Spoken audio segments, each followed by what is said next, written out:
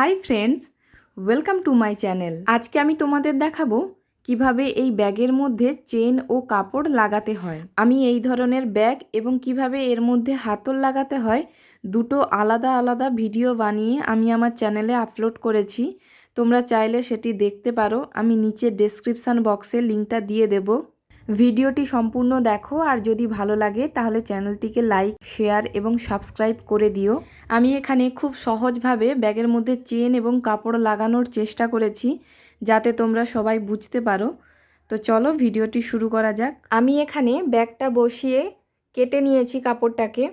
দুদিকেই আমি একটু বেশি করে রেখেছি কাপড়টা, আর এদিকেও আমি একটু বেশি করে কাপড়টা রেখেছি।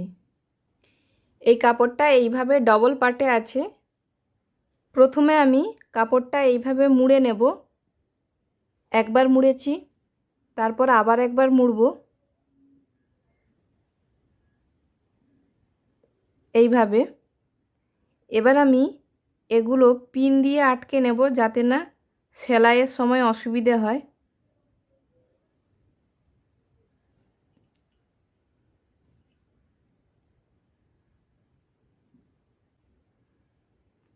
এরকম পিন দিয়ে আটকে নিলে সেলাইয়ের সময় সুবিধে হবে সেলাই করতে।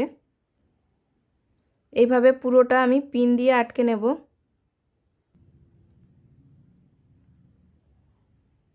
আমি এইভাবে পুরোটা পিন দিয়ে সিকিওর করে নিয়েছি। এরপর চেনটা আমি উল্টো দিকে ধরব, মানে এটা চেনের সোজা দিক। আমি এভাবে এটা উল্টে নেব। উল্টে নেওয়ার পর কাপড়টাকে এটার উপর বসাবো, দিয়ে এটা আমি সেলাই করব। এবার এটাকে আমি সেলাই করে নেব এইভাবে।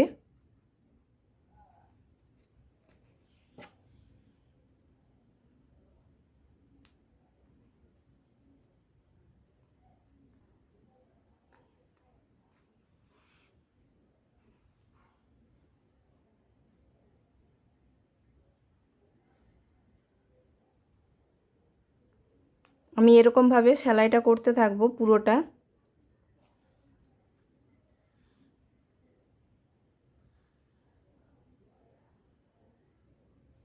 আমি এখানে পুরোটা সেলাই করে নিয়েছি। এরপর কাপড়টাকে আমি এদিক দিয়ে ঘুরিয়ে নেব। ঘুরিয়ে নিয়ে এটা এইভাবে রাখবো, রেখে আবার এদিকটা আমি সেলাই করব। আমি চেনের উল্টো দিকেই আবার সেলাইটা করব, কিন্তু চেনটা আমি এবারে খুলে নেব,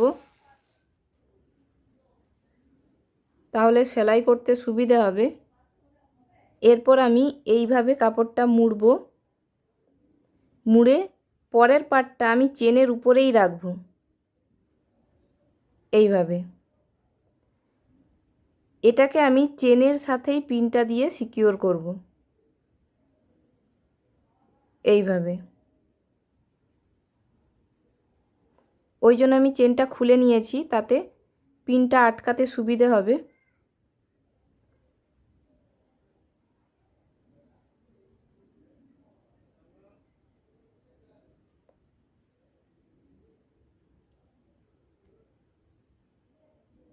পেছনটা দেখতে এইভাবে লাগবে।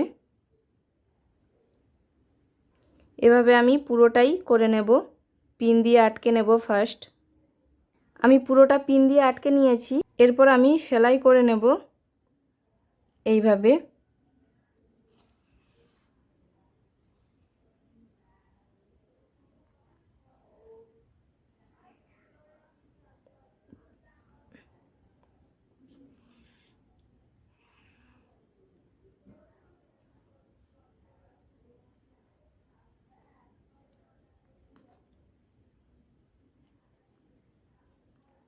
এইভাবে আমি পুরোটা সেলাই করে নেব।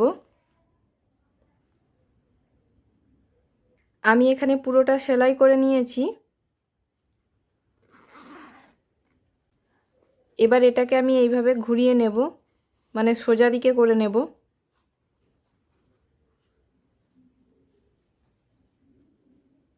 এরপর আমি এই দিক আর এই দিক সেলাই করে নেব। আমি এখানেও পিন দিয়ে আটকে নেব যাতে সেলাই করতে সুবিধে হয়।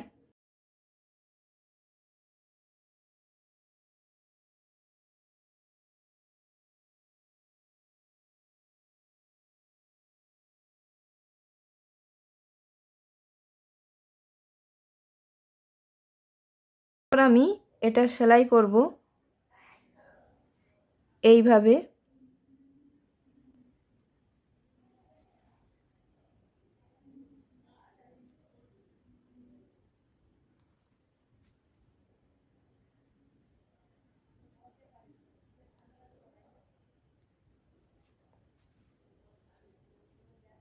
আমি এই দিকটা সেলাই করে নিয়েছি।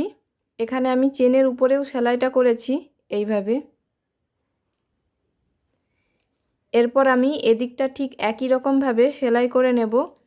মনে রাখবে এই চেনটা যেন ভেতরে থাকে, এই চেনটা যদি বাইরে রয়ে যায় তারপরে আর সেলাই করে নিলে চেনটা আর টানা যাবে না। চেনটা যেন ভেতরে থাকে, এইভাবে আমি সেলাইটা করে নেব। আমি এই দিকটাও সেলাই করে নিয়েছি। এইখানে যে এক্সট্রা চেনটা আছে এটা আমি কেটে দেব।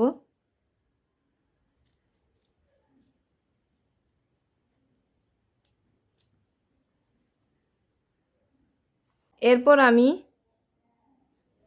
এইভাবে উল দিয়ে সেলাই করব। এবার আমি চেনের উপরেই সেলাইটা করব, কিন্তু উল দিয়ে করব।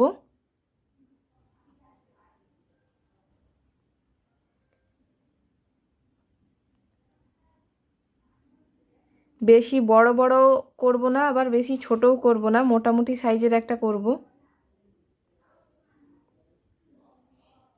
এইভাবে।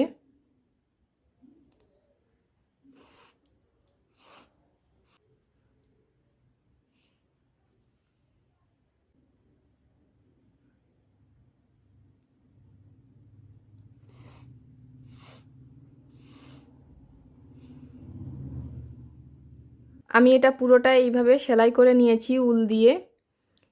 এরপর আমি এটা ব্যাগের মধ্যে ঢুকিয়ে নেব।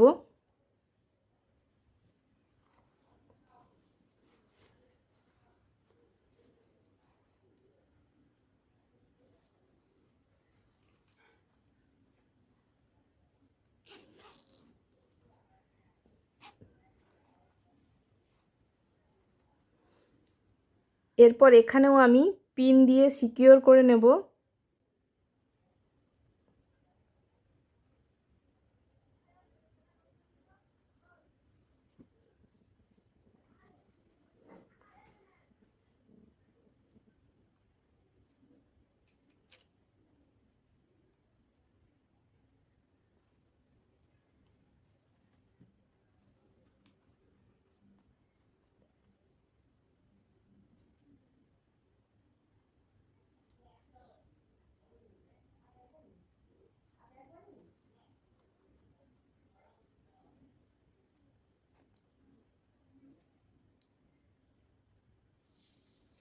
এটা পিন দিয়ে আটকে নিচ্ছি, কারণ কোনো দিকে বেশি কম যাতে না হয় সেজন্য।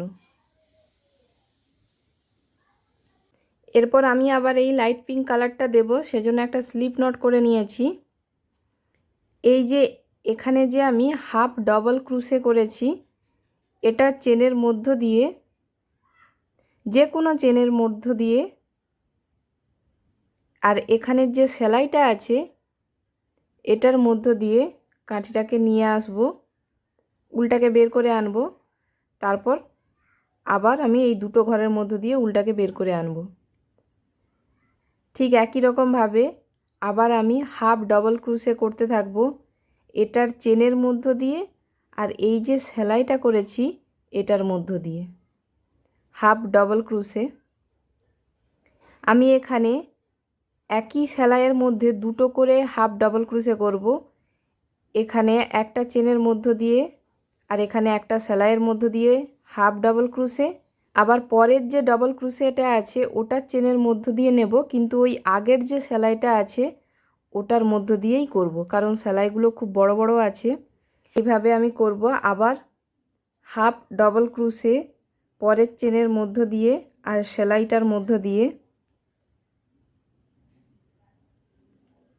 আবার একই রকমভাবে পরের চেনের মধ্য দিয়ে, কিন্তু ওই আগের যে সেলাইটা আছে ওটার মধ্য দিয়ে, মানে একটা সেলাইয়ে দুটো করে হাফ ডাবল ক্রুশে। যেখানে সেলাইটা ছোট থাকবে সেখানে একটাই হাফ ডাবল ক্রুশে করব, কিন্তু এখানে সেলাইগুলো খুব বড় বড় আছে, ওই জন্য আমি একটা সেলাইয়ের মধ্য দিয়ে দুটো করে হাফ ডাবল ক্রুশে করছি, তাহলে ঘরটা মিলে যাবে। না হলে চেনটা কম পড়ে যাবে আর এখানে হাফ ডবল ক্রুশের যে চেনগুলো এগুলো বেশি হয়ে যাবে। সমান রাখার জন্য আমি একটা সেলাইয়ের মধ্য দিয়ে দুটো করে হাফ ডবল ক্রুশে করছি। এইভাবেই আমি করতে থাকবো।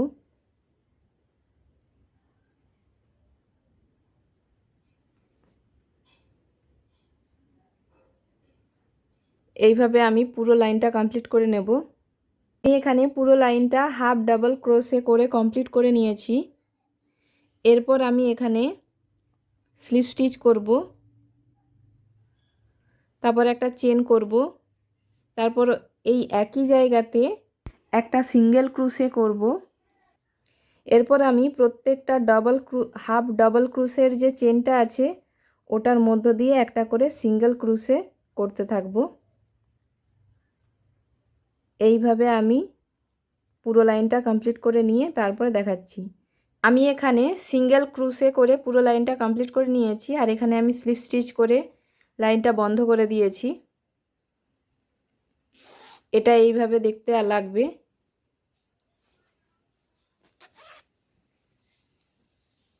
ভিডিওটি যদি ভালো লেগে থাকে তাহলে চ্যানেলটিকে সাবস্ক্রাইব করো, লাইক করো, শেয়ার করো। দেখা হচ্ছে পরের ভিডিওতে।